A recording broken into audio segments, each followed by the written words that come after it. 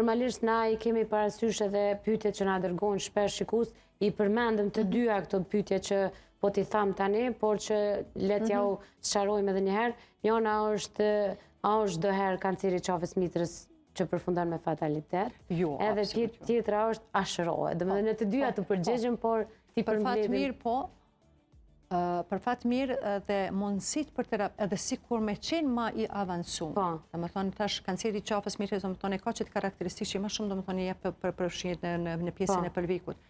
Edhe nëse kemi një moshë ku planifikimi, sidomos planifikimi i familjes, domethënë ka përfundu, atëherë bëhet një terapi radikale, domethënë terapi operacion radikal, ku heket mitra, heket qafa mitrës, domethënë heken nyjet limfatike për shembull, domethënë eventualisht varësisht prej llojit, mundën edhe mu hek edhe vezorët, me kemoterapi, me rezatime, domethënë gjazat në një mënyrë për me mbijetu, domethënë janë me të vërtet larta, po me trajtime adekuate se kemi edhe që si raste për shembull domethënë ku gratë për fat keq nuk më do hajse ndoshta nuk është kurrë, hajse ndoshta më kalon për shembull çështo edhe tani ajo si sen çdo herë domethënë edhe kuptoj sidomos në ato faza po them për fat mirë nuk kemi edhe raste të shpeshta ku këto llojet e kancerit kanë ndonë edhe metastaza domethënë në organet e si për shembull moshkni ose melçi ose tjera tani kuptoj që shansa për trajtim domethënë shumë shumë e vogël, po është më e vogël sepse kemoterapiat të ndryshme janë ma trona, ma zorshme, për shembull tjera.